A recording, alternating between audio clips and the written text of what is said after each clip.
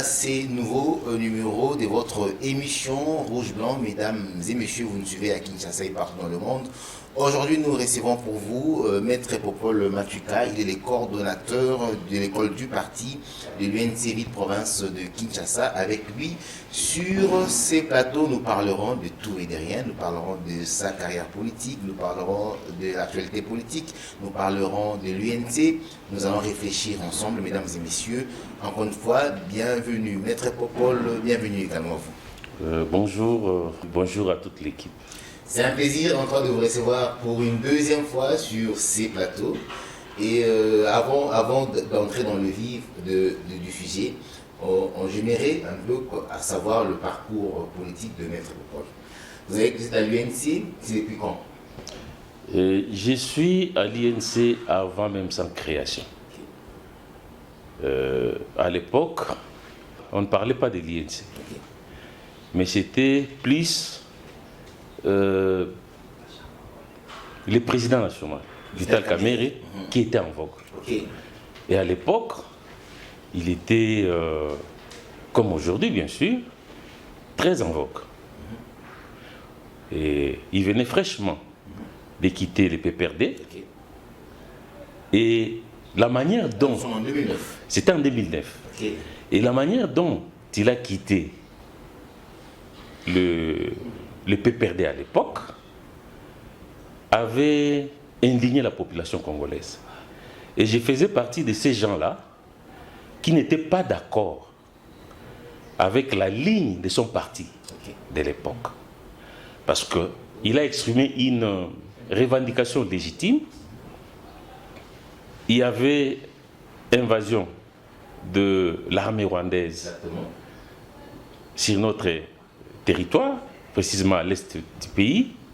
Normalement, une telle démarche ne devrait pas se limiter seulement au niveau du gouvernement. Exactement. C'est une matière qui touche à l'intégrité territoriale, à la souveraineté nationale. Il fallait absolument que les parlements, l'Assemblée nationale en l'occurrence, en soient informés. Alors, le président national, à l'époque président de l'Assemblée nationale, n'a pas du tout apprécié cette manière de faire et il s'est exprimé. Et par la suite, ce qui est arrivé est arrivé. Nous avons vu la manière dont il y a ses adversaires, parce que même au sein du PPRD, il y avait des camps, il y avait des tendances. Et lui, comme c'était quelqu'un qui brillait partout où il brille toujours, alors les caciques du PPRD ont commencé à monter des choses. Ils sont allés voir le président Honoré Kabila pour dire, voyez, on vous a toujours dit, Kamerhe, ce n'est pas quelqu'un de loyal, voilà l'occasion, voilà ce qu'il a dit, il est contre nous. Et finalement, cette manipulation a réussi, et finalement, le président Kabila à l'époque a donné son quitus, et le président Vital a été justement forcé à démissionner. Oui, il a démissionné en 2009, voilà. Et il a fait un discours fleuve, c'est vraiment un discours vraiment historique. Alors, cette manière de quitter le PPRD a touché les sensibilités. La population congolaise, l'élite politique a trouvé ça injuste. Et moi, je faisais partie de ces lots-là. Ok, vous en faisiez partie. Je faisais partie de ces lots-là. Et le monde étant ce qu'il est, à travers l'Internet, on suivait tout. Et j'ai commencé à... Et à l'époque, le président national était très actif sur Internet. Il répondait à tout le monde personnellement. Et moi, je lui ai écrit. Il m'a répondu. Il dit non, j'envisage de créer un parti, ce serait une très bonne chose si vous y adhérez. Et j'ai mordu à la maison. Et j'ai fait des recherches. Les recherches m'ont conduit vers l'honorable Mayo Mambeke. Et là, l'INC n'était pas encore créé. Et à travers l'honorable Mayo Mambeke, j'ai commencé à militer. Parce que lui postulait également, était candidat. L'INC n'était pas encore créé, Mais il commençait déjà à faire des descentes au niveau du Moamba, et je faisais partie de son équipe avec d'autres camarades, ainsi de suite. Et c'est dans ce processus-là que l'INC a été créé et est venu par la suite, a été agréé. Quand l'INC a été agréé par la suite, finalement, j'ai eu un rôle. C'était lesquels? Et j'étais le sous-sectionnaire du quartier Massalo. Votre première fonction? Ça, c'est ma première fonction. J'étais sous-sectionnaire au quartier Massalo. Et on a cheminé. Après la section, je suis arrivé au niveau de la fédération. Au niveau de la fédération, j'étais chargé de l'idéologie. Et le fédéral, au début, c'était Madame Marie-France Maillot. Et puis après, c'était, pour certaines raisons, je crois, elle est allée poursuivre ses études en Europe. Et par la suite, c'est M. Krichy, les camarades Krichy, Thomas Krichy, qui est devenu fédéral. Et moi, j'étais membre du comité fédéral, mais chargé de l'idéologie politique. Et après la fédération, quand le secrétaire général, Billy Kambal, a été, je pense, promis comme président national des jeunes au niveau national, alors le président national a nommé plutôt le camarade Bertin Mobonzi comme président de la jeunesse interfédérale. C'est à ce moment-là que le camarade Joël Mung, l'actuel président des jeunes, s'est concerté avec le secrétaire général Mayo qui était secrétaire général, et il lui a dit, mais CG, vous êtes du Moamba. Vous êtes du Moamba, nous aimerions que vous nous proposiez un candidat du Moamba pour qu'il soit un des vice-présidents en charge de la jeunesse pour la ville de Kinshasa. C'est à ce niveau-là, c'est à ce moment-là que l'honorable Mao a porté son choix, a porté son dévolu sur ma personne. Je me suis retrouvé vice-président en charge de la jeunesse pour le compte du district de Moamba. Et puis, j'ai travaillé, je crois, pendant 3 ans. Et 3 ans après, c'était en 2018, il a plu au président national de faire de moi le coordonnateur provincial de l'école du parti, fonction que j'occupe jusqu'à ce jour au niveau du parti. Vous avez dit tantôt que Vital Kamerhe, même au sein du PPRD à l'époque, il avait quand même des adversaires qui disaient qu'il n'était pas loyal envers l'ancien chef de l'État. Mais aujourd'hui encore, on entend dire ça encore de lui. Pourquoi c'est lui qu'on cite toujours négativement? Moi, je pense que c'est un problème de complexe.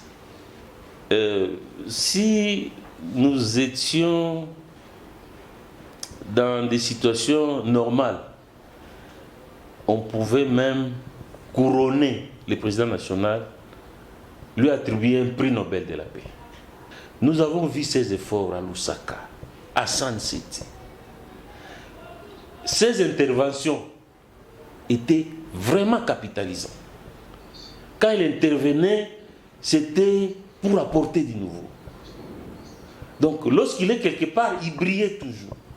Alors, son intelligence dérange. Inquiète certaines personnes. En lingala, on dit mais il n'y en a pas maintenant. Oui. Est-ce que c'est pas quand on lui prête des intentions, est-ce que c'est sur un vide? Ou il y a des éléments qui peuvent également penser qu'il n'est pas très correct? C'est l'égoïsme politique. C'est l'égoïsme politique. Parce que le monde politique, par essence, c'est un monde égoïste. C'est un monde des ingrats.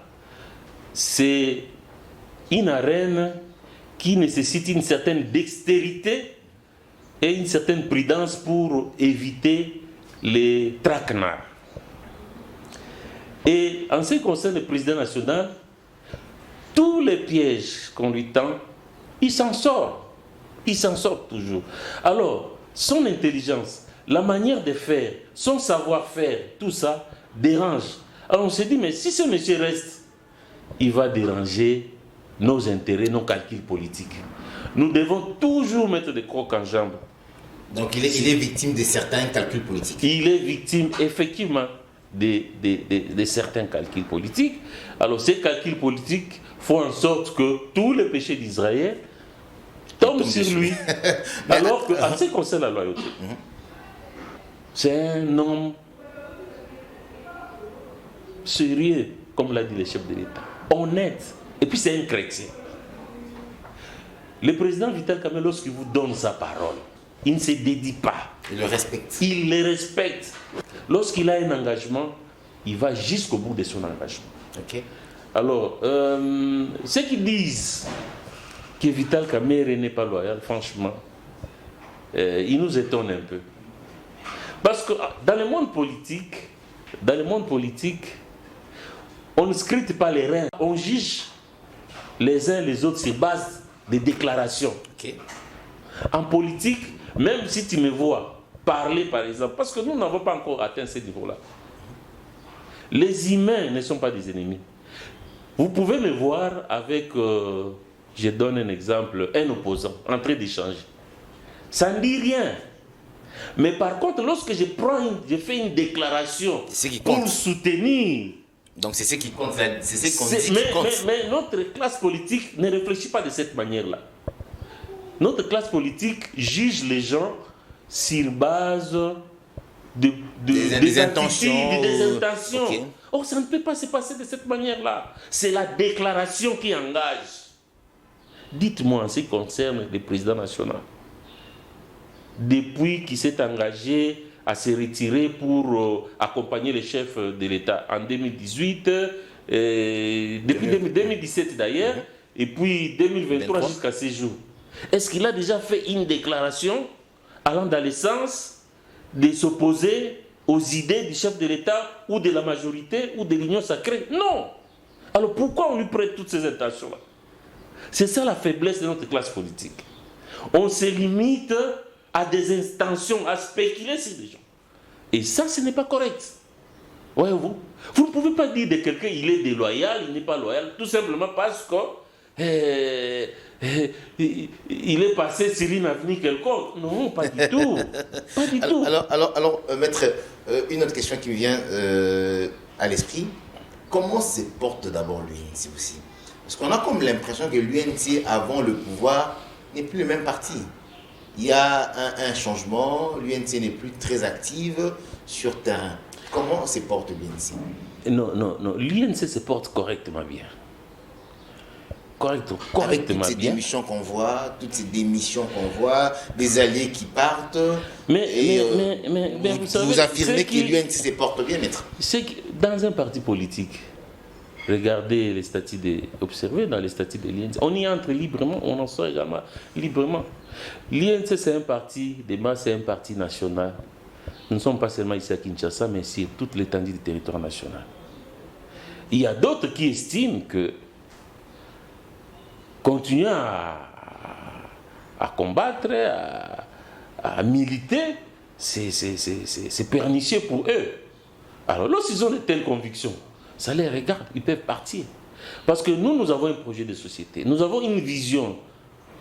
Cette vision est portée par notre leader, le président national Vital Kamerhe. Nous sommes en train de cheminer avec lui jusqu'à la concrétisation de cet idéal-là. Mais pour l'instant, excusez-moi, mais pour l'instant, nous sommes dans une coalition. Lorsque vous faites l'historicité de ce pouvoir, je parle de 2018, les Cash n'avaient pas la majorité. Lorsqu'il y a eu des fenestrations du FCC Cash, qu'est-ce qui s'est passé? On s'est retrouvé dans une situation où le partage du pouvoir s'est révélé rationnel. Parce que nous, INC, on avait aussi des ministres, je pense 5, 6, quelque chose comme ça, c'était rationnel. Mais en 2023, tout a changé. Tout a changé. Pourquoi? Parce que dans la coalition, on n'était plus seul. Il y a d'autres composantes qui sont venues. Justement, c'est ça le problème. On dit que l'UNC reçoit le miette, Parce que l'UNC aussi est devenue tellement silencieuse, pas des actions sur terrain, il n'y a pas la redynamisation du parti. La plupart de ceux qui partent disent la même chose. Bon. Vous entendez dire que l'UNC se porte bien, oui, vous êtes quand même cadre du parti. Certainement, vous connaissez un peu mieux des choses que moi, ou ceux qui nous suivent. Qu'est-ce qui a changé entre l'UNC avant le pouvoir et l'UNC dans le pouvoir? Bon, avant le pouvoir, c'était la lutte. Hein.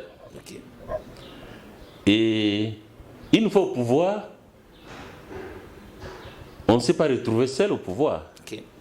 Nous sommes une coalition. Et cette coalition-là fait en sorte que nos ambitions, pendant que nous étions à l'opposition, sont en quelque sorte un peu limitées. Okay.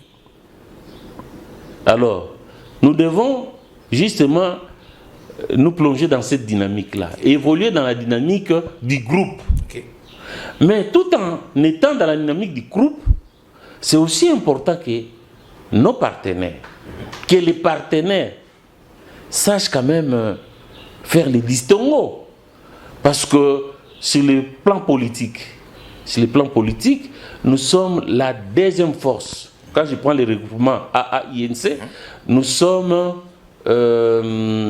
la deuxième force politique au niveau de l'Assemblée nationale.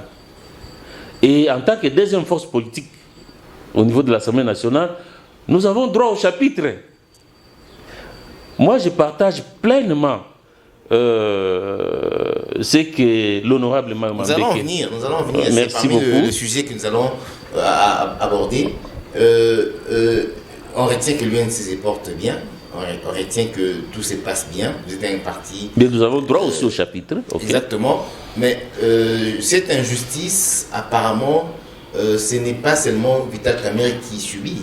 Même l'UNC, vous venez de le dire ici, même dans certains positionnements politiques, on voit l'UNC souvent être marginalisé. Est-ce que l'UNC entretient de très bonnes relations avec tous ses partenaires de l'Union sacrée?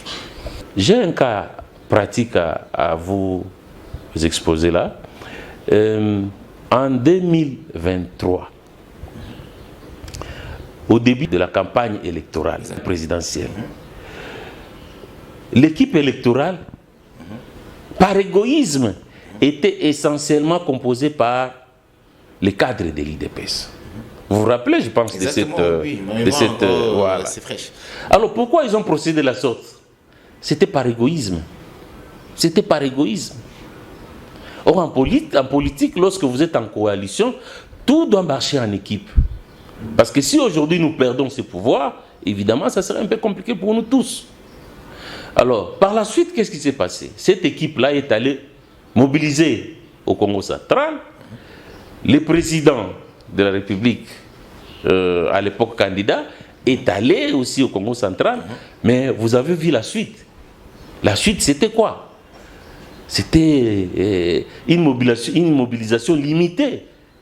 Donc, finalement, à la fin justement de cette campagne-là, l'équipe est revenue ici, les cadres de l'Union sacrée se sont rendus compte que si nous continuons avec l'exclusivité de l'IDPS, ça serait un échec. On risque de perdre le pouvoir.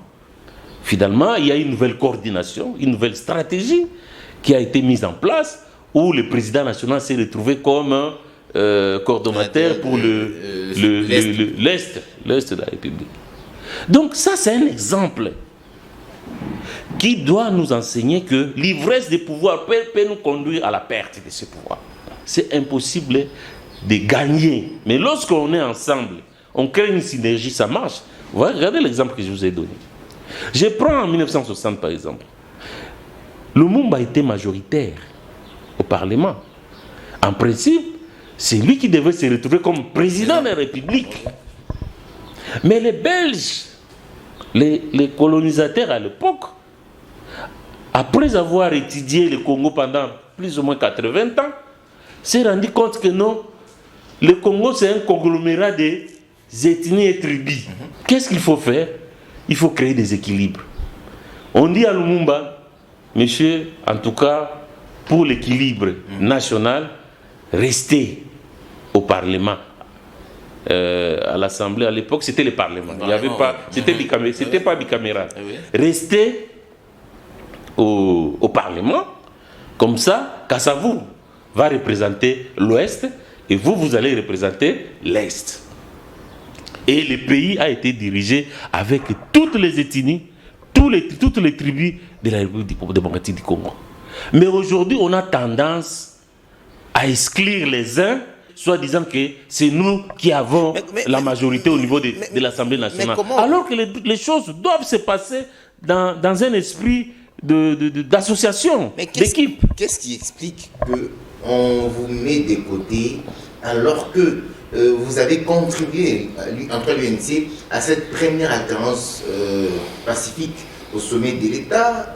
C'est Vital Kamerhe avec l'actuel chef de l'État, Félix Tshisekedi Tshilombo, qui ont créé Cash pour accéder au pouvoir. C'est l'UNC qui est la deuxième force politique actuellement. Mais comment on peut exclure l'UNC? Est-ce que c'est explicable maintenant? Mais vous savez, nous autres partisans de l'INC, en fait, membres de l'INC et partisans du président Vital Kamerhe, nous sommes dans la désillusion totale. On ne comprend pas ce qui arrive. On se dit finalement, on doit se comporter comment? Nous donnons les meilleurs de nous-mêmes. La loyauté est visible et ça saute aux yeux. Même le président national, lors de son récent discours de l'émission à l'Assemblée nationale, il a dit une chose très fondamentale. Et moi, je pense que ses adversaires doivent lire ces discours-là. Ceux qui disent que Vital Kamerhe n'est pas loyal doivent lire ces discours pour comprendre la ligne même de l'INC et la ligne politique de Vital Kamerhe. Il a dit quoi? Il dit: je reste loyal à ma famille politique, à la nation congolaise et au chef de l'État. Donc, il a pris, il dit, par rapport à la nation, il ne pourra jamais trahir la nation. Parce que vous savez, on va observer comment les choses vont se passer au niveau de l'Assemblée nationale. On va observer. Permettez-moi d'insister sur cette question-là.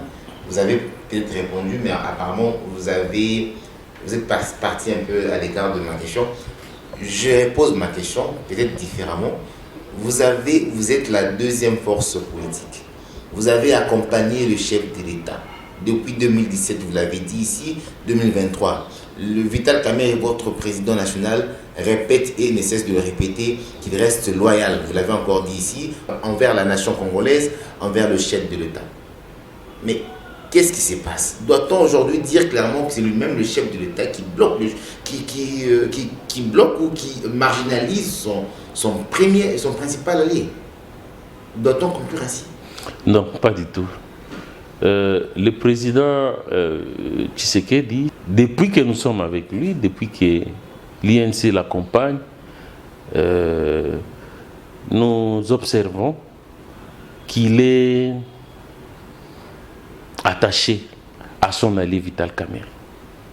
Il est attaché à son partenaire Vital Kamerhe, mais sauf que parfois, ceux qui n'ont pas assisté à leur deal, en fait, les gens de l'entourage, je pourrais même dire, ou de la famille politique du président Tshisekedi, ce sont eux qui, des fois, distillent certaines choses qui montrent comme quoi, entre eux, il y a quelque chose qui se passe, ou il y a quelque chose de mauvais. Et pourtant, entre eux, lorsqu'il y a des malentendus, ils se voient, ils se parlent et ils optent une ligne à suivre par la suite. Mais le vrai problème, c'est vraiment l'entourage du chef de l'État qui, à mon avis, franchement, ne facilite pas les choses par rapport à notre coalition. Voyez-vous, parce que beaucoup de gens, je vous ai donné l'exemple du Congo central, on voulait exclure les autres, mais le bilan a été quoi? C'était négatif. Il fallait que tout le monde puisse se mettre ensemble et travailler, cheminer. Et le résultat est là. C'est la réussite. Le chef de l'État est élu au suffrage universel. Il a l'assentiment, la confiance de toute la nation congolaise. Ça, c'est correct. Tous les Congolais soutiennent le chef de l'État. Mais pour gérer le Congo, le chef de l'État a besoin de tout le monde. Mais malheureusement, il y a des gens au niveau de sa famille politique, au niveau de son entourage, qui distillent des informations comme quoi c'est nous qui sommes au pouvoir, c'est vous le président de la République, vous pouvez faire tout, seul, vous pouvez évoluer sans problème. Alors que ce n'est pas comme ça. Je vous ai démontré même la configuration politique de 1960. Ouais. Donc le Congo, c'est un conglomérat des ethnies et des tribus qui doivent se mettre ensemble et gouverner ensemble. Quel est l'état d'esprit de Vital Kamerhe? Il a démissionné du perchoir de l'Assemblée nationale. Je rappelle que c'est la deuxième fois qu'il démissionne. Quel est son état d'esprit? Pacificateur jusqu'au bout. Vital, c'est un homme aguerri. Hein? Le président Vital, c'est un phénix. Des fois, quand on est avec lui, on ne comprend pas l'homme.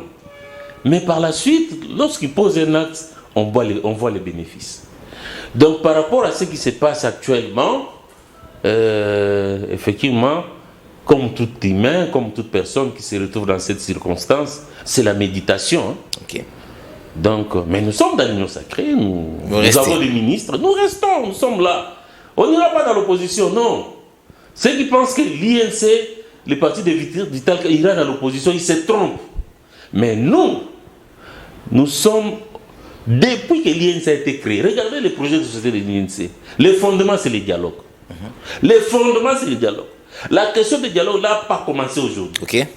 C'est quelque chose que, depuis que l'INC, quand vous lisez les 20 piliers du projet de société de l'INC, quelque part, on vous dit les dialogues. Les dialogues. Donc, c'est sur base, justement, de ce projet de société que le président national s'est retrouvé en 2007, hein, deuxième au niveau des élections présidentielles. J'ai dit deuxième, pourquoi? Parce que le premier ne l'était pas. Parce que celui qui a occupé la première place, c'était le président. Nous sommes en 2011. 2011, merci de me corriger. En 2011, celui qui était président, celui qui était normalement, qui avait été, disons... Il était troisième. Troisième, ça c'est... Oui, je comprends. Mais en réalité, il était le deuxième. Et le peuple congolais a élu, a porté son dévolu en 2011 au président national Vital Kamerhe, sur base justement de ces projets de société qui prônaient déjà à l'époque les dialogues. Mais aujourd'hui, je ne sais pas pourquoi les gens s'acharnent autour de président Vital Kamerhe, lorsque partout il passe, dans toutes les tribunes du monde, dans tous les grands salons du monde, lorsqu'il véhicule les dialogues. Ça, c'est notre ligne. C'est notre standard. L'INC, c'est les dialogues. C'est les dialogues. Qu'on ne vous trompe pas, messieurs les journalistes. Donc, ceux qui disent aujourd'hui, non, il est dans une ligne opposée au chef de l'État. Vous avez suivi comment on distribuait des dons là au niveau de l'hôtel Béatrice. Vous savez tout ce qui s'est passé, comment les gens ont manipulé les députés qui aujourd'hui se rendent compte qu'ils ont été induits en erreur. Et puis, les désidérata des pétitionnaires ont été résolus, hein, avant même que le président Vital Kamerhe puisse démissionner. Hein? Donc aujourd'hui, je peux dire que cette pétition est vidée de son contenu. J'étais avec quelques députés qui m'ont dit personnellement, mais monsieur le Cordon, franchement, on ne sait pas on était dans quoi. On nous a poussé dans quoi. On réalise que même ce que on voulait nous donner, on n'a pas eu ça. On n'a pas eu ça. Vous voyez ce qui se passe au niveau de l'Assemblée nationale, les administratifs sont mécontents, tout ça. Le président national, avant de quitter l'Assemblée nationale, a bougé les choses financièrement. Hein? Les choses ont été revues à la hausse. Voyez-vous. Donc, ces députés-là m'ont dit non, en tout cas, maître, on ne sait pas. On était poussé dans quoi? Nous sommes en train même de prier pour que les chefs de l'État revoient un peu les choses, de manière à ce que Vital puisse revenir ici au niveau de l'Assemblée nationale. Mais connaissant l'homme, en tout cas, ce n'est pas facile. Lorsqu'il prend une direction, c'est pour évoluer vers autre chose. Je rappelle que vous êtes les coordonnateurs de l'école du parti UNC province de Kinshasa, je crois, c'est ça? Exactement. Alors, quid du remplaçant de Vital Kamerhe? Il est parti, mais jusque-là, il n'y a pas élection de son successeur. Nous avons suivi le premier vice-président de l'Assemblée nationale qui joue l'intérim actuellement du président de cette institution. Il a dit qu'ils attendaient les instructions ou l'instruction du chef de l'État. Alors que pour la pétition Vital Kamerhe, il n'y a pas eu instruction. C'est comme si l'homme veut quand même aussi tirer les choses en longueur. Vous partagez cet avis? Mais lorsque l'on a tendance à tirer les choses en longueur, on met le pays, on prend le pays en otage. Parce que le budget, cette session, c'est une session budgétaire. Et le budget ne peut pas être voté par un bureau provisoire, par un bureau intérimaire, par un président intérimaire. Je l'ai suivi récemment chez certains confrères. Il a dit que le bureau n'est pas provisoire, le bureau n'est pas intérimaire. C'est la personne de Jean-Claude Chilomba qui est intérimaire. Non, moi je pense que c'est une interprétation biaisée. Le règlement intérieur de l'Assemblée nationale est clair là-dessus. Les débats sur le budget national ne peut pas être engagé par un président intérimaire ou le bureau intérimaire. Non, ça n'existe pas. C'est le bureau qui est intérimaire ou c'est le président? Mais non, qui dirige les débats? Qui dirige les débats? Vous êtes intérimaire, vous n'avez pas qualité à engager les débats sur le budget national. Parce que quand vous le faites, le budget là posera un problème. Ça sera un budget illégitime, c'est le plan légal bien sûr, illégal plutôt. Voyez-vous? Donc actuellement les gens sont accrochés au poste plutôt en principe ils devraient voir l'intérêt de la population. Alors s'il y aura élection, puisque vous dites ici que la loi est claire à ce sujet, mais s'il y aura élection, qui doit remplacer? Quelle est cette formation politique qui doit remplacer Vital Kamerhe? Vous avez parlé de la déclaration faite par l'honorable Jean Bodema Mambeke, qui selon lui, c'est l'UNC qui doit reprendre le perchoir de l'Assemblée nationale. Vous partagez cet avis? Moi, c'est la logique. Hein? Expliquez-nous. La première institution de la République est occupée par l'IDPS qui, au niveau de la représentativité au niveau de l'Assemblée nationale, est la première force politique. INC, c'est mosaïque. Après l'IDPS, c'est l'INC et c'est mosaïque. Donc, INC AA. Par quelle magie vous devez priver la deuxième force politique de l'Assemblée nationale, la présidence justement de cette institution-là? C'est une incohérence politique. Ça ne passera pas comme ça. Et puis vous devez savoir une chose. Pour maintenir le minimum d'équilibre institutionnel au niveau de l'Assemblée nationale, il faut que cette poste-là revienne à l'INC. Parce que les députés sont déjà divisés. Nous ne voulons pas arriver à une situation où pour faire passer le budget, il faut se retrouver à l'hôtel Béatrice, donner je ne sais pas quoi, et puis pour que ça passe. Non. Imaginez que ce poste-là soit confié à une autre force politique, minoritaire au niveau de l'Assemblée nationale. Déjà, quelques députés qui sont là-bas sont frustrés du fait de départ de président Vital Kamerhe. Maintenant, si vous les privez, vous privez à l'INC justement ce poste-là. Vous voyez, vous divisez encore davantage l'Assemblée nationale. Donc, pour les minimums de cohésion, pour que le pouvoir soit bien dirigé, il est tout à fait normal, tout à fait légal que le bureau, la présidence justement de l'Assemblée nationale revienne au regroupement AAINC. Et puis, c'est lui qui doit occuper ce poste-là. Vous avez déjà son nom? On n'a pas ce nom-là, mais en tant que force, en tant que regroupement politique, il faut que la proposition vienne de ces regroupements. Nous ne voulons pas qu'on puisse placer quelqu'un au niveau du bureau, hein, et donc il n'y a pas eu de discussion au niveau du recrutement à INC. Hein? Voyez-vous, ce n'est pas une faveur, ce n'est pas un cadeau. Nous avons des engagements avec nos partenaires. On a pris des engagements au niveau de l'Union sacrée. Okay. Pour justement conduire les chefs de l'État, appuyer les chefs de l'État dans sa vision, dans sa démarche justement de révolutionner le Congo. Alors ces engagements-là, au nom justement de la redevabilité, nécessitent que les regroupements AAINC fassent son choix. Okay.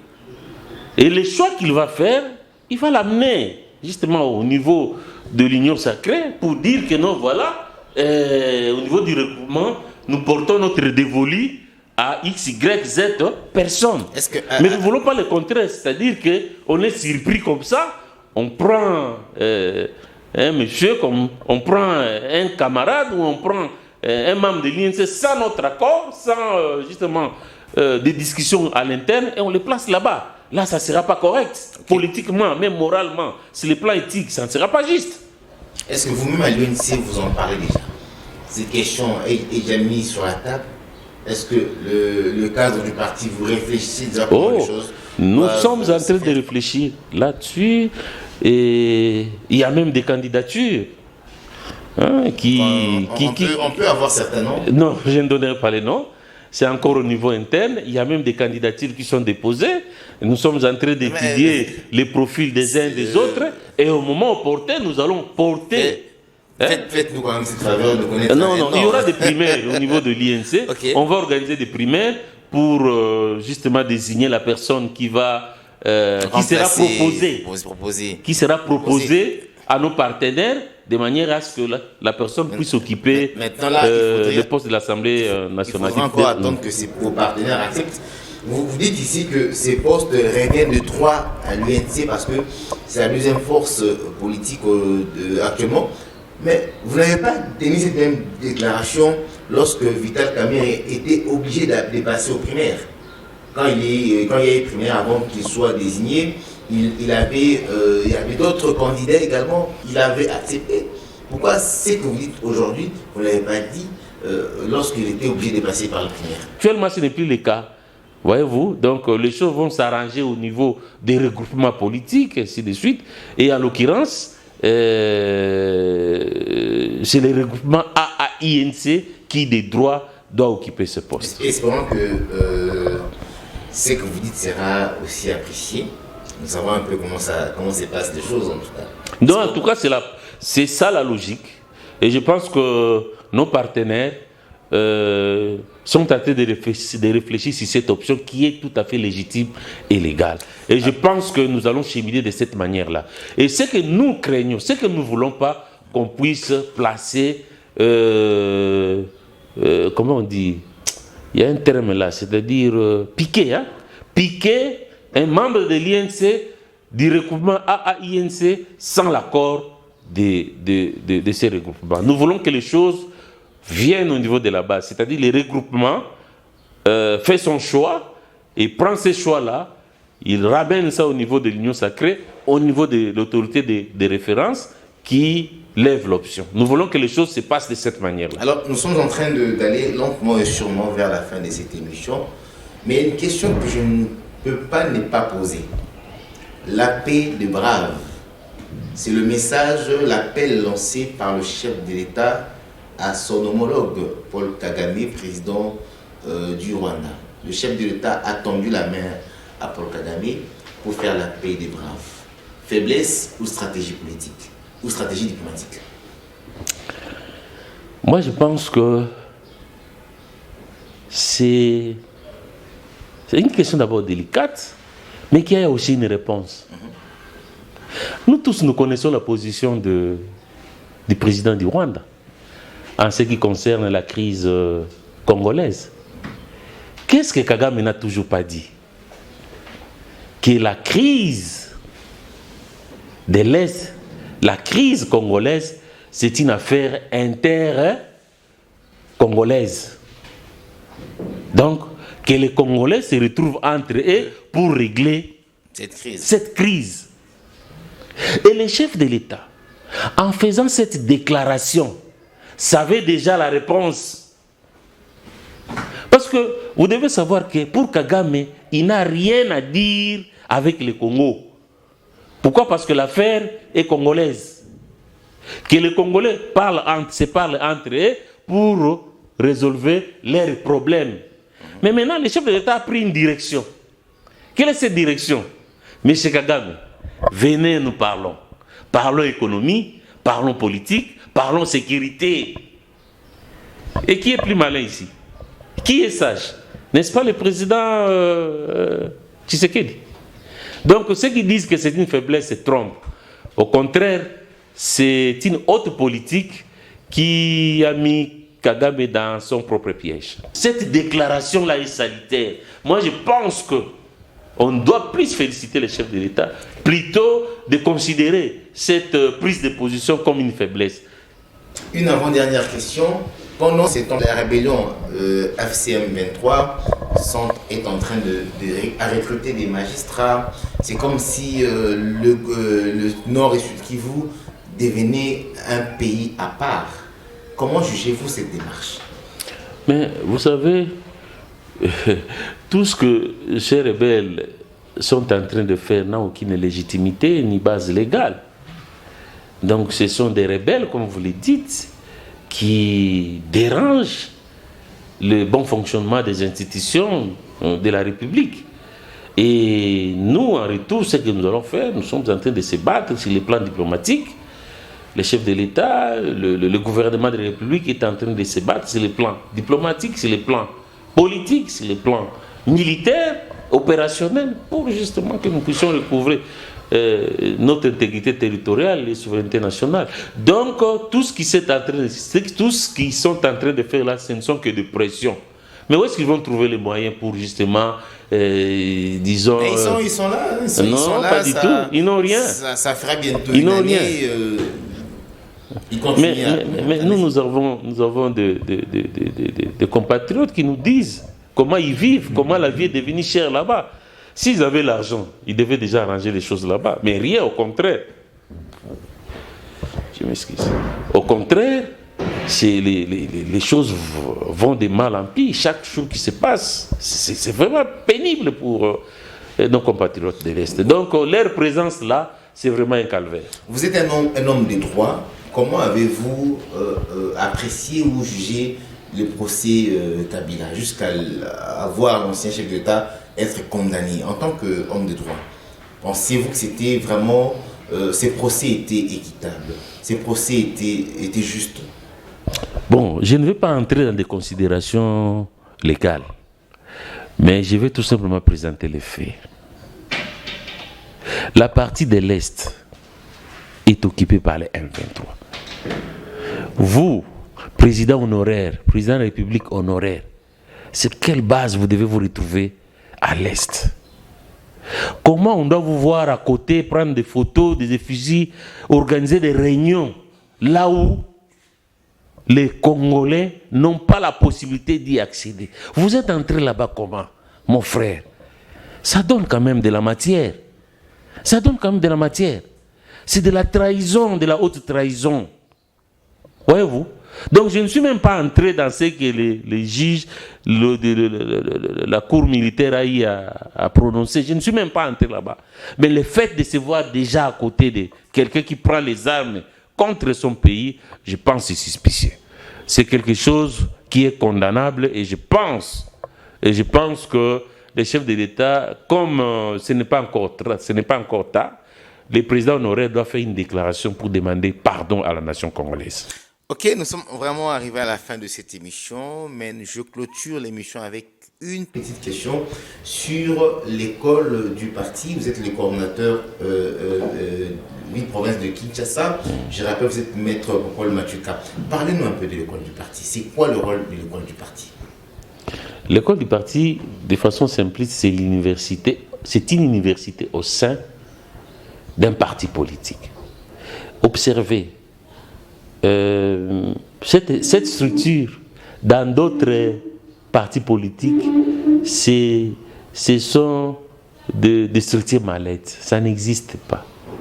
Mais au sein de l'INC, l'école du parti, l'université de l'idéologie du parti est opérationnelle. Et de temps en temps, nous organisons des formations, nous organisons des sessions pour justement distiller notre idéologie qui est la social-démocratie. La social-démocratie, c'est une idéologie qui place l'homme au centre de ses préoccupations. C'est-à-dire que nous voulons des institutions fortes. Mais ces institutions fortes doivent d'abord s'appuyer sur l'homme, sur le social de l'homme. On doit mettre l'homme au centre des préoccupations pour développer le Congo. Mais ailleurs, c'est l'inverse. On veut d'abord des institutions fortes pour développer le pays. Mais nous voulons, il faut que quelqu'un soit en bon état de santé, soit éduqué, soit en forme. Et lorsqu'on est en forme, c'est à ce moment-là, on va travailler bien pour le pays, on va développer le pays. Donc, nous sommes des sociodémocrates. L'INC, c'est un parti de gauche, gauche-centre. Et nous avons des partenariats même avec d'autres partis socialistes du monde. Et nous participons à des universités d'été, bien qu'on ne fait pas de bruit, Donc nous avons vraiment un ancrage, pas seulement ici en tant que parti socialiste, pas seulement ici au Congo, mais nous avons aussi des partenaires en Europe et ailleurs dans le monde. Vous, en tant que coordinateur de l'école du parti au niveau de Kinshasa, quelle est la dernière formation ou activité que vous avez organisée? Comme dernière activité, nous étions à Notre-Dame de Fatima, où plusieurs cadres et militants du parti ont suivi une formation sur plusieurs thèmes, notamment la communication politique, l'idéologie du parti. Il y avait 3 thèmes, l'autre là, je dois encore réfléchir, où nous avons montré l'importance justement nous avons démontré à travers des experts, des hauts rangs, des professeurs d'université qui ont distillé des matières aux cadres militants pour montrer l'importance, la nécessité de s'appuyer sur la social-démocratie pour développer notre beau pays qui est le Congo. Merci pour développer notre beau pays qui est le Congo. C'est par cette déclaration que nous mettons un point final à cette émission Rouge-Blanc. Mettre un dernier mot en 10 secondes peut-être. Bon, comme dernier mot, je dirais tout simplement, au moment où nous sommes, je demande à ce que tous les cadres et militants de mon parti INC restent confiants. Le président Vital Kamerhe a une ligne, c'est un phénix. C'est vrai, il y aura des discussions au niveau du parti sur comment nous devons organiser les choses dans l'intérêt du renforcement de l'union sacrée, mais observons plus notre président national, que son silence n'inquiète pas, mais au contraire, qu'il soit capté comme un moment de méditation, un moment de réorganisation stratégique pour un bon départ. Merci beaucoup, Maître Popol Matuika. Je rappelle, vous êtes le coordonnateur de l'école du parti au niveau de Kinshasa. Vous étiez l'invité de cette émission Rouge-Blanc. J'ai eu l'honneur de présenter. Je remercie également l'équipe technique qui m'a accompagné ce matin. Je dis merci également à Major Zolo qui nous a donné ces beaux cadres pour justement réaliser cette émission. Et à vous qui nous avez suivis, merci. On se retrouve prochainement avec le même plaisir et le même travail. Au revoir.